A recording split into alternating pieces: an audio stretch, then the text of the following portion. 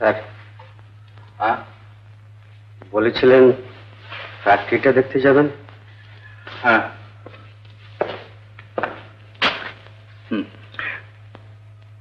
কিছু বলবেন আপনি? না।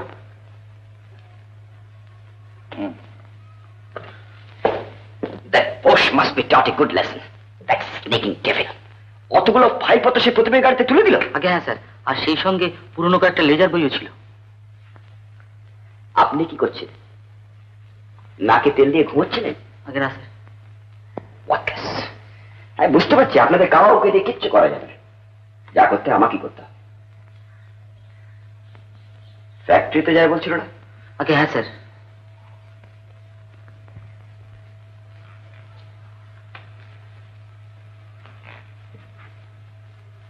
অফিস ফ্যাক্টরির ত্রিসীমানায় যাতে ঘেঁচতে না পারে তার জন্যে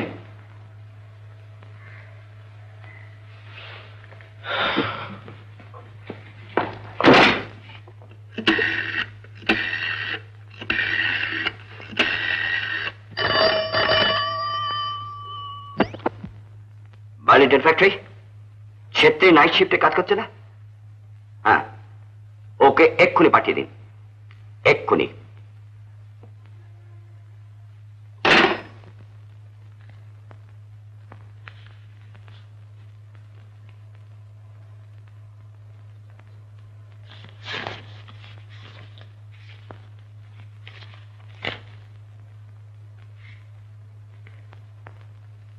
প্রদীপ চৌধুরী অফিসে যাওয়ার পর থেকে যা যা ঘটেছে সব আপনাকে আমি বললাম।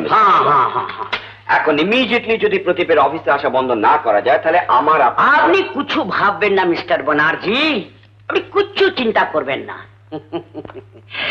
আমার ইন্টারেস্ট আপনি দেখবেন আর আপনার ইন্টারেস্ট আমি দেখব।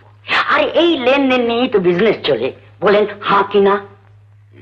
আজই আমি কোম্পানির নামে কমপ্লেন করে গণপতি বাবুকে একটা চিঠি লিখছি। আমার আর জয়সওয়ালের জির চিঠি পাওয়ার সঙ্গে সঙ্গে বার্লিংটন কোম্পানির মাথা ঘুরে যাবে, বলেন হ্যাঁ কি না?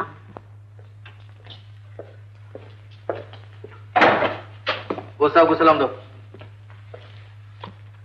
সাথে রেডি আছে? হ্যাঁ স্যার। এইবার মজাটা বুঝবে। জয়সওয়াল আর আগরওয়ালের চিঠি এতক্ষণে গণপতি বাবুর ওখানে পৌঁছে গেছে।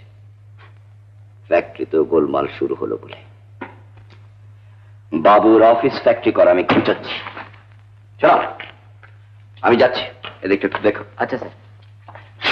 সব সালাম দিয়া।